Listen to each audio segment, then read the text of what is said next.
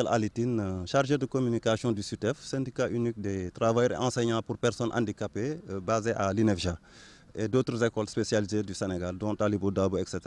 waaw ñàkk pexe rek sëñ bi ñàkk pexe yàggul dara génn nañ fi ñaxtu yuuxu pour yéegal àdduna li ñu nekkee te li ñu nekkee du dara lu dul condition liggéey bu metti nee naa sànq ci kalaam tubaab ne balaa ñu fiy jógee minuit day jot. Pourquoi? Parce que liggéey bi li mu laaj la xale yi balaa ñu jot seen première épreuve comme nii xale silmaxa yi fiy composé chaque année Dakar lañ ko doon defee mais indi nañ ko Thiès dinaa ñëwaat ci loolu. Maintenant suñu joxee clé bi yor épreuve bi tôt le matin président du jury bi wala proviseur bi dañuy tëjoo clé bi tekki ko ci braille tiire ko xale yi door ko jot 1 heure de temps fekk ñële tàmbale nañu xale njaacaar yi.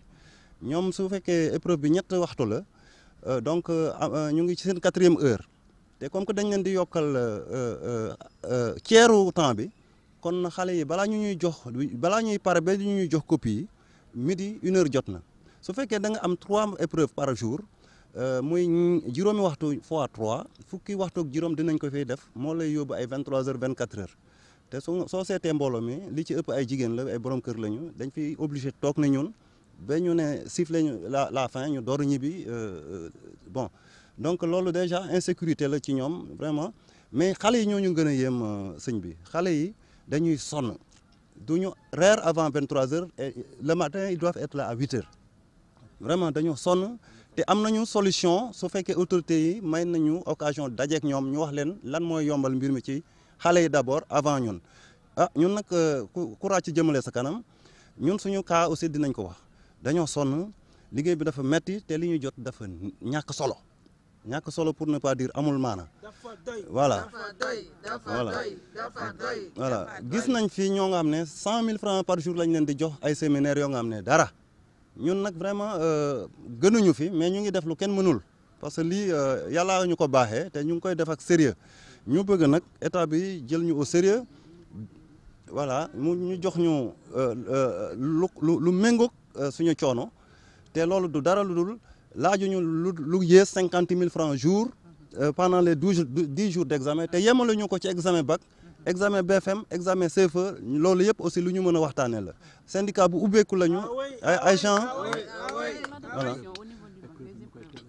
voilà ñuy teel a jot épreuve yi parce que vraiment loolu yëpp moom suñu toogee ak ñun rek nu ñuy def ba mbir mi yomb ci xale yi am nañu solution yi nañu rencontré rek te autorité ba tey dañoo tànkamlu à part association d'aveugles yi ak Baye Defal Yàlla yi amul ku ñu ci woo du autorité IA du préfet du gouverneur du ministère te kenn mënu mën a yéeguñu ko maintenant suñ ko yéegul it dinañ ko yëg tey parce que du ñu def lenn tànk ñëw ñu taxaw fii ñu wax ak ñoom xale yaa ngi ni di xaar nag neexuñu mais bon dina leen porter préjudice mais comprendre nañu parce que ñoo bokk combat bi xam nañu ne duñ même suñ fi doon jógee minuit 2 heures du matin mën nañ ko mais tant que ñoom ñëwuñu moom nañu xam ne clé baa ngi proviseur ñoo moom agent la ñu naam mais dañoo bëgg ñu déglu ñu foog naa loolu aayul. waaw mën na ñàkk àgg des na ci autorité yi rek ñu ngi nii di ñu dégg xanaa suñu ñëwee rek ñu wax suñu joxee rendez-vous xayrun sinon nag sëñ bi BFM a ngi ñëw. te lii lancement la rek BFM moom su dara amul lu nit ñi gis rek ñu xam ne loolu la quoi. daal war nañu mët fukk ak ñeent yàlla def na sa premier tour sant yàlla ci juróom-ñeenti fukk ak ñeent yi juróom-ñeent yi amagum nañu ñii d'office 5 ñii 4 ñooy def deuxième tour am na ñu ci am mention kon yàlla su defee 4 yi dem deuxième tour suñu jàllee muy 9 yu am. ñu am bac muy ration 84% muy ndam lu rëy 64% muy ndam lu rëy te loolu gannaaw yàlla ak yonent bi ñii la ak encadrement bi ak ñun ñii nga xam ne ñoo leen di transcrire te féetewuñu leen voilà jàppalewuñu leen ci la ñu bind rek la ñuy transcrire fidèlement parce que suñu crédibilité moo ne en jeu kon ku yaakaar ne ñun dañuy ràccal xale yi noonu duñ ko def voilà am na échec déjà am nañu 4 pour prouver que c'est pas tout le monde qui passe. Vraiment xale yi mérité nañu ñu jox leen gëdd comme ni ñu waree jox gëdd enseignement spécialisé dans tout le Sénégal muy bu Silmaxa baak muy bu Waylaago baak muy dañ leen jàppee les parents pauvres de l'éducation ci jamono joo nga xam ne dans le monde ñu ngi wax waxi promotion de la personne handicapée ministre bi passé nag moom Serigne Mbaye Thiam suñu waxalee yàlla jóge na fi mais gis nañu lu mu doon jéem ku dem école gis nga fa ay bus bu bees gis nga ñu peinturaat école bi honnêtement vraiment suñu wàll aussi am na lu mu ci jéem ñu ngi koy yaakaar ci monsieur le ministre la parce que xam nañ ko ku baax la ku laabir la ku tey la xam naa ne du ci yàq dara ñu ngi koy xaar ñu ngi koy déglu. C'est Michel Tine, chargé de com du SUTEF, syndicat unique des travailleurs enseignants pour personnes handicapées. Si vous vous rappelez, il y a de cela une semaine, notre président, M. Souleymane Gueye, a fait une sortie dans la presse pour fustiger nos conditions de travail ainsi que ceux des élèves, espérant se faire entendre par les autorités académiques, administratives et ministérielles. Mais que nini, depuis lors, à part les associations d'aveugles et les bonnes volontés, aucune réaction de leur part. Alors de guerre là, on en est à ça, à savoir se faire entendre une deuxième fois. En quoi faisant? En faisant une rétention de la clé qui porte les épreuves, parce que sans la clé, il n'y aura pas de transcription de l'épreuve, et sans transcription de l'épreuve de notre part, les élèves sont là à attendre. Désespérés. Ce sont des handicapés visuels qui composent depuis 4 ans au lycée Malick Sy sans que nous n'en soyons informés. À l'époque, c'était à l'office du bac.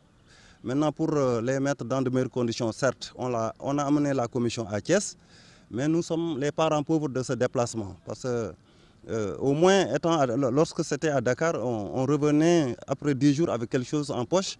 Mais depuis qu'on est à Malick Sy, puisqu'on ne se déplace plus, on n'a qu'une portion congrue des indemnités.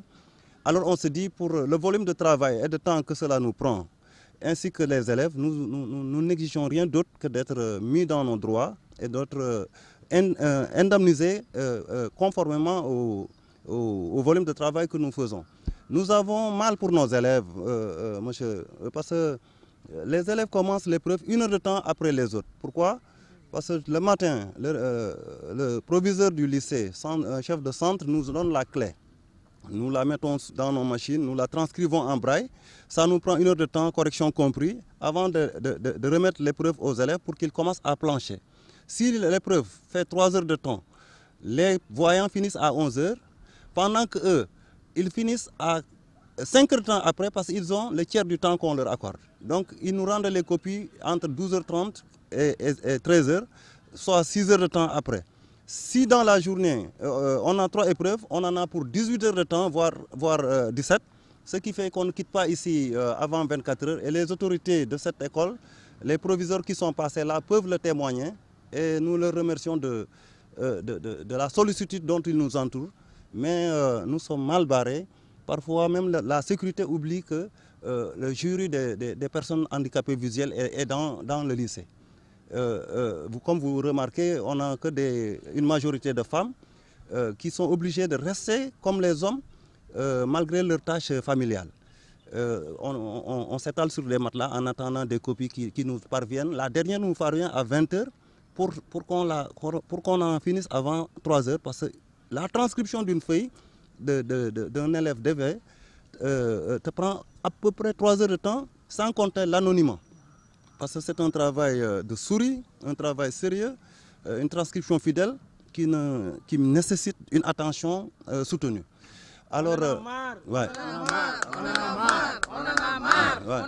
Donc, pour ce volume de temps et de travail, je dis, nous obtenons que des miettes. Pendant que pour moins que ça, des agents de l'État qui n'ont aucun mérite de plus que nous reçoivent des per diem de 100 000 francs à Saly. Nous sommes des agents consciencieux et des responsables. Nous ne voulons aucun mal à l'éducation nationale ni à nos élèves, mais nous comptons nous faire respecter. Alors, nous ne lâcherons pas l'affaire tant que les autorités de l'IA, de la préfecture et de la gouvernance ne nous trouvent pas là, parce que les élèves sont là à attendre désespérément. Ouais. Ah oui, ils vont en pâtir malgré nous. C'est la mort dans l'âme que nous le faisons. Ils sont désespérés, ils appellent un peu partout, mais il faut qu'on ait en face de nous ceux acquis de droit. Maintenant, nous sommes ouverts au dialogue. Nous sommes des personnes ressources. Il n'y a que nous qui pouvons faire ce travail. Ce n'est pas une raison pour nous de mettre la pression sur l'État. Ce n'est pas un chantage, c'est juste, on ne demande que d'être rétabli dans notre droit. Nous sommes un syndicat responsable. Les autorités n'ont qu'à nous rencontrer. On va leur donner des propositions par rapport à l'amélioration des conditions de travail des élèves et de nous-mêmes. Voilà, parce qu'il n'y a pas que nous, il y a les élèves. Voilà, pour ne pas être égoïste. Alors, pour 14 à 15 candidats, nous ne sommes pas moins de 20. Tellement, nous sommes 20 candidats, 18 plutôt, informaticiens compris. Chacun gère un élève. La transcription se fait sérieusement. Après la transcription du braille au noir, nous prenons les feuilles d'examen ordinaire, on fait l'anonymat pour qu'on ne sache pas que l'élève est un DV et nous le faisons sans parti pris ni complaisance. Alors, pour tout ça, pendant 10 jours, nous ne descendons pas avant 24 heures et on reçoit vraiment une portion congrue des indemnités. Ça suffit, on en a marre, on veut qu'on nous respecte, malgré qu'on est des agents de l'État, conscients, ayant un devoir à rendre à l'État, mais après le travail bien fait, la rémunération et la récompense doivent suivre.